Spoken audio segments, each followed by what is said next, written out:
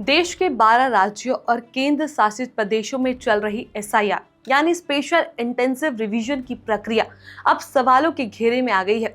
जैसे ही 23 दिसंबर को मध्य प्रदेश, छत्तीसगढ़, केरल और अंडमान निकोबार की ड्राफ्ट वोटर लिस्ट जारी हुई, वैसे ही चुनाव आयोग की पारदर्शिता और तकनीकी तैयारियों पर गंभीर सवाल उठने लगे। लाखों वोटर्स के नाम लिस्ट से बाहर कर दिए गए और ऊपर से चुनाव आयोग की वेबसाइट भी ठप हो गई। अब सवाल यह है कि क्या एसआईआर की प्रक्रिया सही दिशा में चल रही है या फिर इसमें बड़ी चूक हो रही है, और क्या मुख्य चुनाव आयुक्त ज्ञानेश कुमार इन सवालों का जवाब देंगे? इसी मामले पर बात करेंगे हम विस्तार से इस वीडियो में। नमस्कार, मेरा नाम है चेष्टा नागर और आप सभी देख रहे हैं द हिंदी टॉप।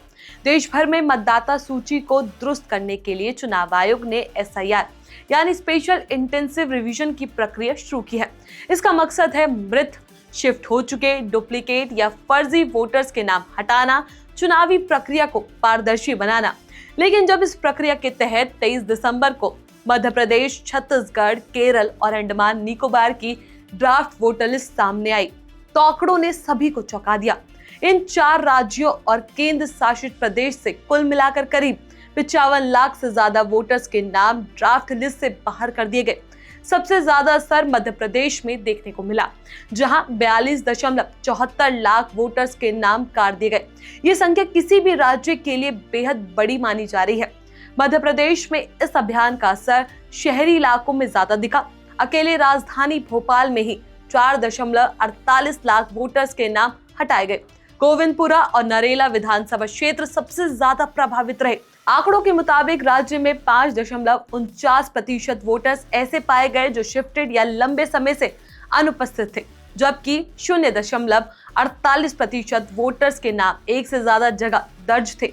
चुनाव आयोग का दावा है कि ये सफाई जरूरी थी, लेकिन सवाल ये उठ रहा है कि क्या इतने बड़े पैमाने पर नाम हटाने से पहले वोटर्स को सही जानकारी दी गई थी? दूसरे नंबर पर छत्तीसगढ़ है, जहां 27.34 लाख वोटर्स के नाम ड्राफ्ट लिस्ट से हटा दिए गए। ये छत्तीसगढ़ के गठन के बाद यानी 2003 के बाद का सबसे बड़ा पुनरीक्षण अभियान माना जा रहा है। इनमें से 6.42 लाख वोटर्स को मृत बताया गया, जबकि 1.79 लाख नाम डुप्लीकेट पाए गए। चुनाव आयोग के अनुसार ये कार्रवाई नियमों के तहत हुई, लेकिन विपक्ष का कहना है कि इतनी बड़ी संख्या में नाम हटाना लोकतंत्र के लिए खतरे की घंटी है। केरल की बात करें तो यहाँ भी हालात अलग नहीं है। केरल के मुख्य निर्वाचन अधिकारी रतन यू कलेकर ने पुष्टि की कि 24 लाख वोटर्स को ड्राफ्ट सूची से बाहर किया गया है। केरल जैसे राज्य में जहाँ पढ़े लिखे लोग सबसे ज्यादा है, वहाँ इतनी बड़ी संख्या में नाम हटाना कई सवाल खड़े करता है। वहीं अंडमान निकोबार द्वीप समूह में 64,000 से ज्यादा वोटर्स के नाम काटे गए।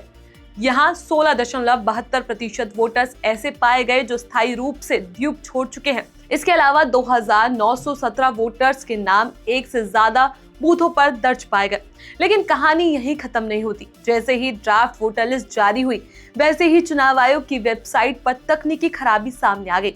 एपिक नंबर से वोटर डिटेल सर्च नहीं हो पा रही थी। हजारों लोग वेबसाइट पर नाम चेक करने पहुंचे, लेकिन उन्हें निराश हाथ लगी। डेस्कटॉप पर वेबसाइट बार बार क्रैश हो रही थी, हालांकि मोबाइल पर कुछ हद तक काम कर रही थी। इस तकनीकी खामी ने चुनाव आयोग की तैयारियों पर भी बड़ा सवाल खड़ा कर दिया।